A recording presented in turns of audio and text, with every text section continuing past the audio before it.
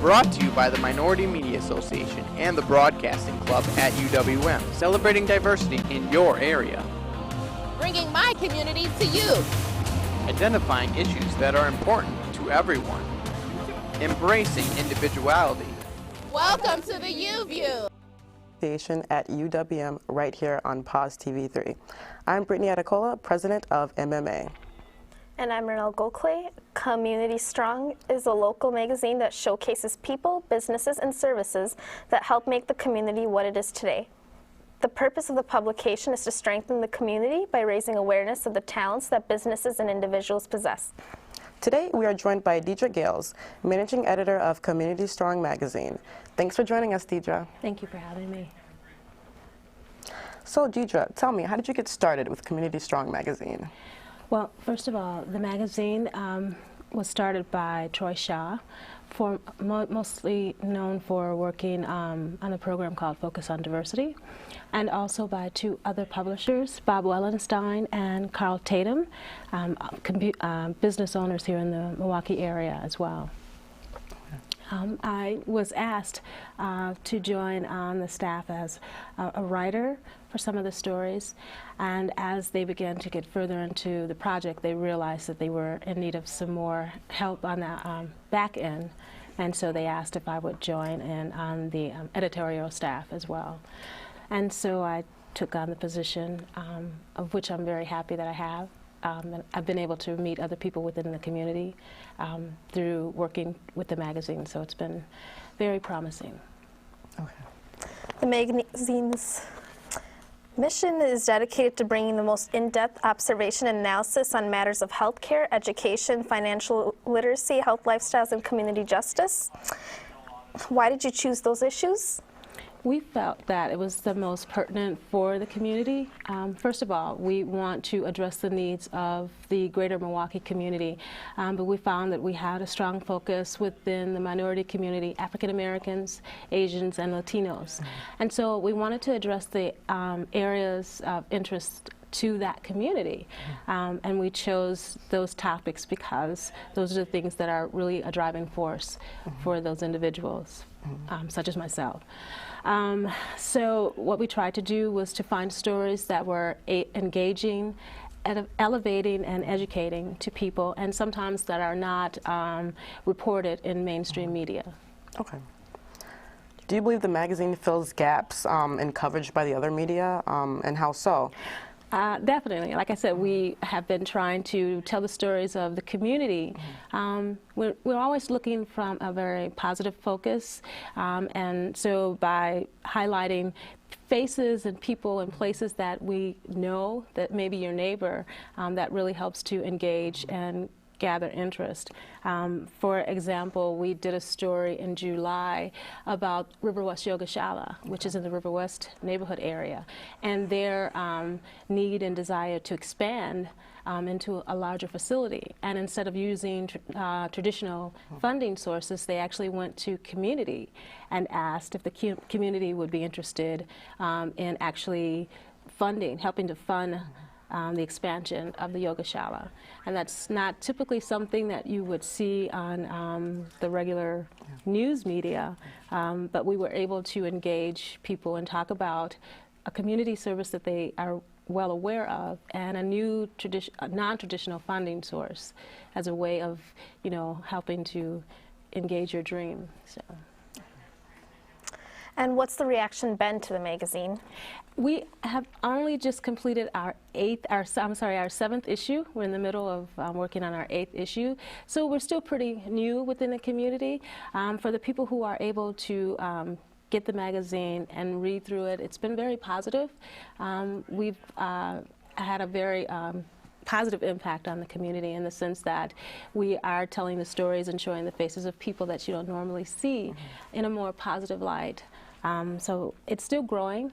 We have a small distribution site. We currently have over 30 distribution sites. At one retail location, there are 21 locations, and so we distribute the magazines in a very personal manner. For each of your transactions, you receive the magazine, along with distributing it through the UWM union, student union, some places on the Marquette campus through Milwaukee Neighborhood News, which is another one of our news source partners. So it is still growing. We're still looking for other places to distribute. And can you tell me some issues that you have covered that you feel really have made a difference? Well, through our partnership with Milwaukee Neighborhood News, which is through another university, Marquette University, we were able to help them expound on a release that they had regarding sexually transmitted diseases within certain areas of Milwaukee. So because they're strictly just internet, we were able to offer it in print to a community that doesn't always have access to internet. And it was a very positive response. Another one of the issues, which is kind of just as sensitive, is talking about sex trafficking and working with the Convergence Center to help bring about that message, that it's still very important that we talk about it and not keep it as a quiet secret, and let people know that they're not alone and that there are services to assist them. It's been very well received by the community. Okay. Well, it's time for us to take a short break. When we come back, we will take a deeper look into the impact Community Strong has in their readership. Don't go away.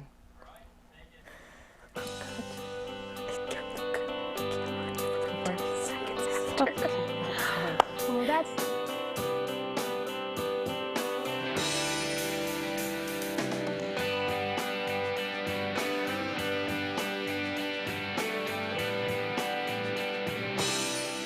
Learn more.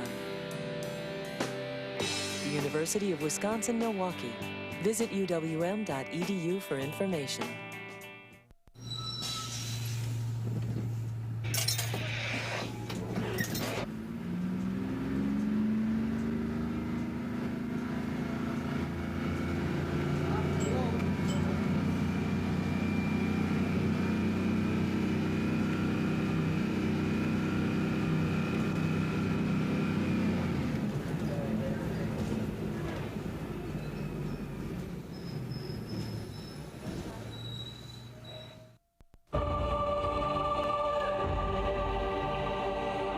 From the smallest molecule to the vastness of space, from the beauty of burning deserts to barren lands of ice, from the edge of exploration to the drama of survival.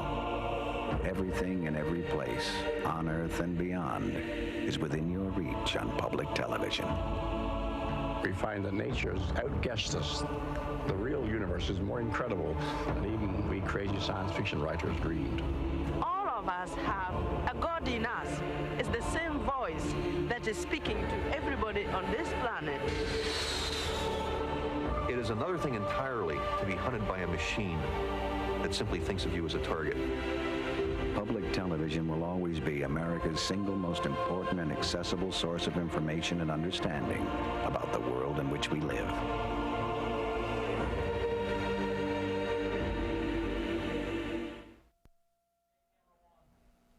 Hey, welcome back to the U-View. On our set today is Deaduri Gales, the managing editor of Community Strong magazine.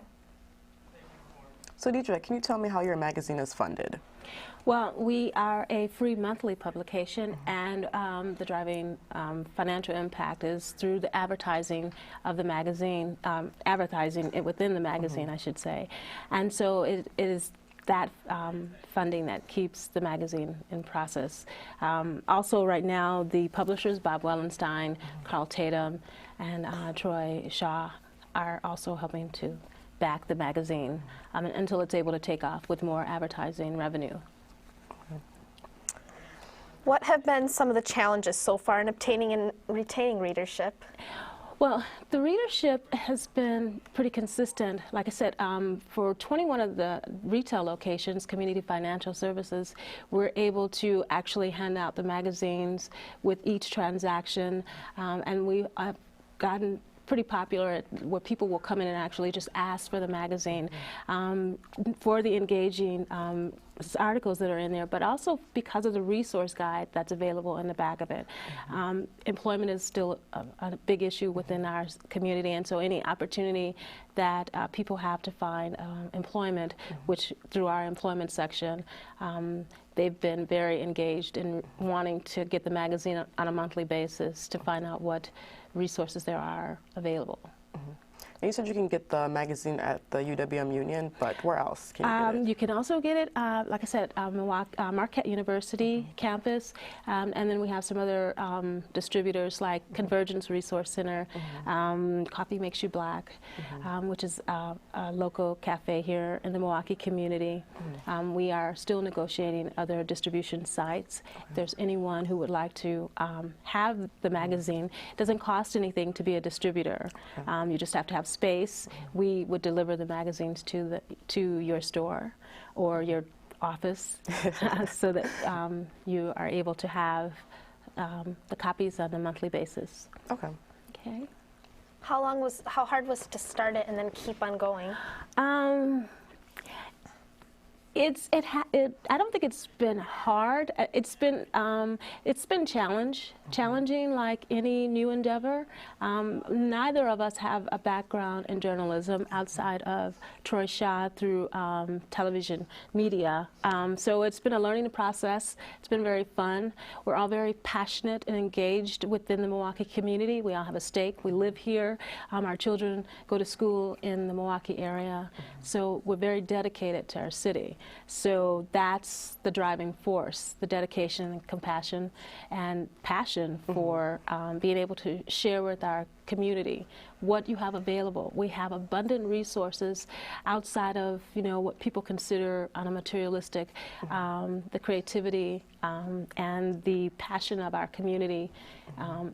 Of the community is huge, and so there's a lot of resources that people may not be aware of, and we want to help get that information out.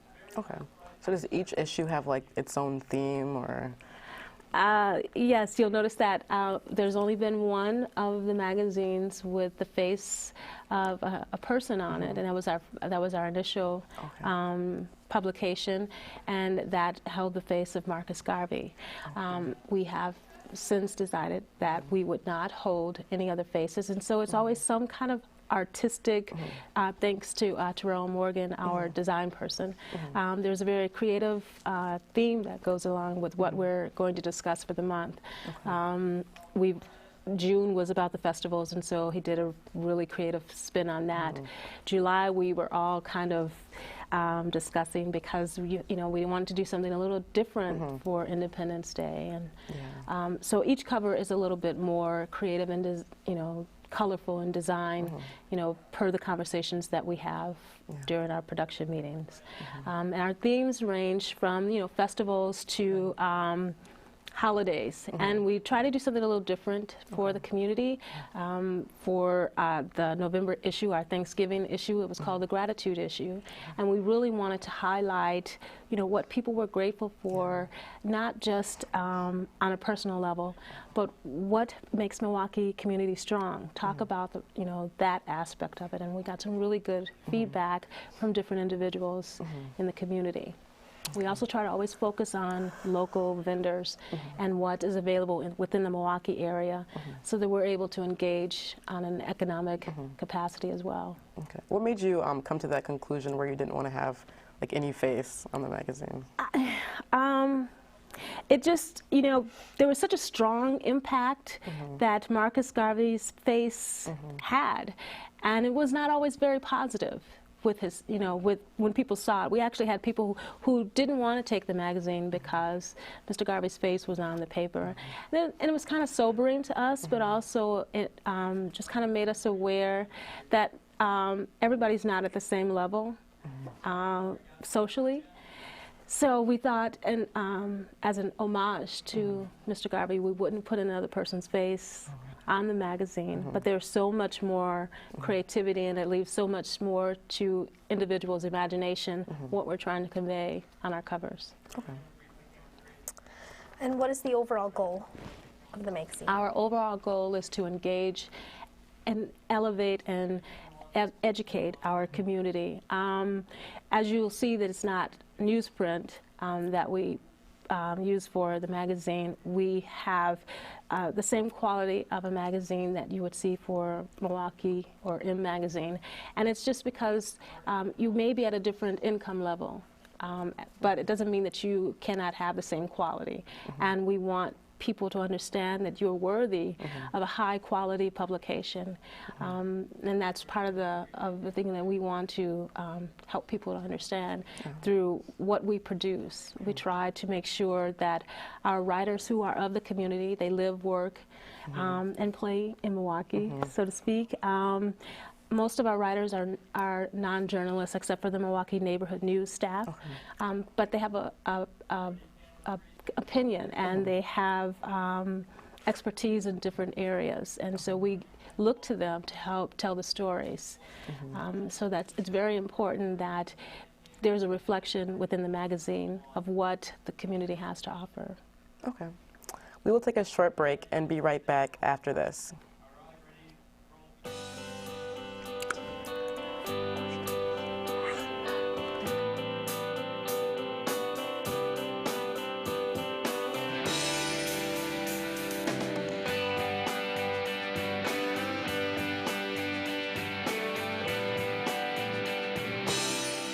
Learn more. The University of Wisconsin-Milwaukee. Visit uwm.edu for information.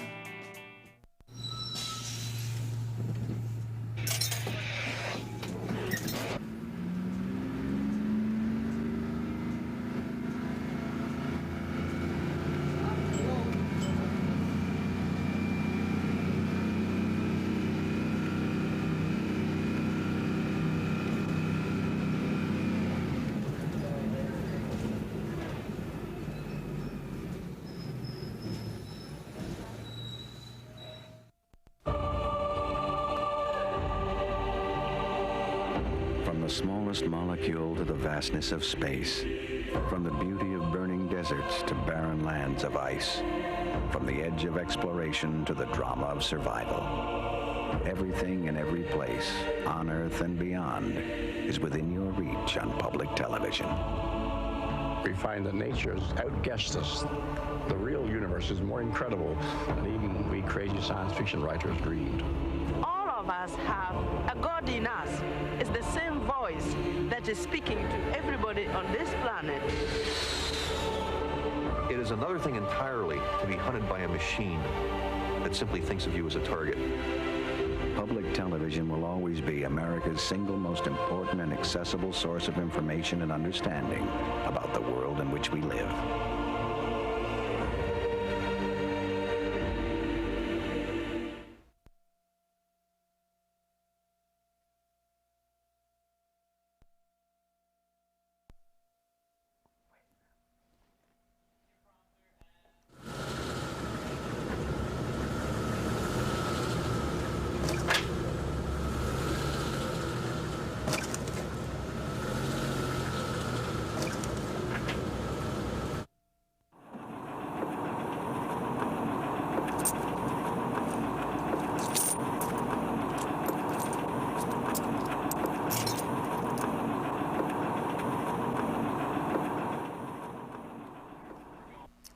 Welcome back to the show. We are here with Deaduri Gales, community editor of Community Strong magazine. What is your background and life story? Were you born in Milwaukee? I wasn't born in Milwaukee. I came here in the mid-'60s. My parents are part of the Great Migration from the South. My dad worked at Alice Chalmers, and my mom retired from Briggs and Stratton. Just really have always been engaged in the Milwaukee community. My dad would take some of the neighborhood kids called urban camping, because he was a big hunter and fisher, and so he wanted to make sure it was a chance for other children to get that experience. And even though he couldn't take them out of the city, he would use a huge parking lot and have all of the children come, and they'd have all of these different events planned for the weekend, so that the kids would have the same experiences, you know, sort of, that my sisters and I had with my father. He's always been engaged with the community, so it's always been a part of my growing up, you know. So my background is nonprofit services. Over 20 years I've worked. in community, and it's been very fulfilling and just really inspiring. Did you used to write when you were younger? I've always written. I write all the time. I recently have started writing comic books, and they have a theme where I'm trying to educate people about the myths, legends, gods, and goddesses of the African diaspora. But I put it again in Milwaukee, a setting in Milwaukee, because that's my neighborhood, and that's what I know the most about. So it's always been a part of who I am. I love my city. There's a lot to do here, and it's just a really great place for me and my family. Okay.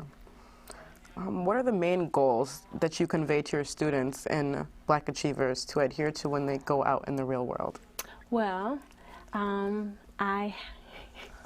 the main goal for Black Achievers from when I was with the YMCA was to really empower them to take ownership of their education and to have an understanding that through community service you're able to give back to your neighborhood even as a student, and all of your life experiences are part of your education, and to be able to convey that when you go off to college and to help gain that experience. Okay. Could you possibly tell us about the endeavors, if any, that you have had overcome as being a Black woman in your field of work? I am always overcoming something new. It's predominantly a misconception that you can only write about one way of life, or that it's difficult to be professional if you are still very engaged in your culture, such as locks. I don't see it necessarily as a negative. It's a challenge, but then that only inspires me and motivates me to again engage and elevate individuals into knowing that I'm so much more than the color of my skin or the texture of my hair. So. That's good. What are some significant issues that you hope to see change in our country after the elections next week? I always say civility is dead and gone. I think we've become forgetful of how to be civil to one another and how to disagree without taking it personally. I'm hopeful that the country can begin to have a shift and have an understanding that we're in this together, no matter what side or what color you vote for, or what your issues are. We're still a community at large, and that we need to learn how to be civil to one another and to be respectful, and understand that we don't always have to agree with one another. I think that's I would hope that would be the positive take from this election. A 2011 Pew Research survey found 75% of people get their local news from social media, like Facebook and Twitter. You currently have just under 200 likes on Facebook. What's your goal for social media growth? We hope to break 500 at least by January, and we think that's possible as we continue to engage the community in such settings as today. But also we do have a Facebook page, so like us on Facebook at We Are Community Strong. Also we have a website also known as wearecommunitystrong.com, and Twitter as well.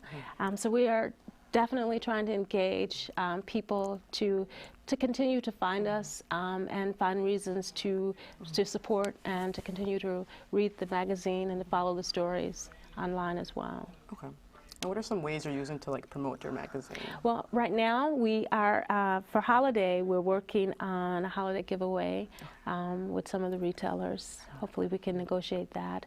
But also by having interactive, engaging articles where you may catch a little bit within the magazine, but we're really prompting people to go out and to go online and to complete reading it. We will be offering other coupons and things on the website as well, with special deals and things that maybe people could take advantage of. Well, that's all we have time for today. Thank you, Deidre, for being our guest today. And thank you for watching the U-View. For more information about the Community Strong magazine, please visit the Community Strong website. You can catch Broadcast Club on campus channel Pause TV 3. You can also watch all our shows online or learn more about Broadcast Club at UWM at pausetv3.com. Until next time, I'm Mrinal Gokhale. And I'm Brittney Adekola. Goodbye.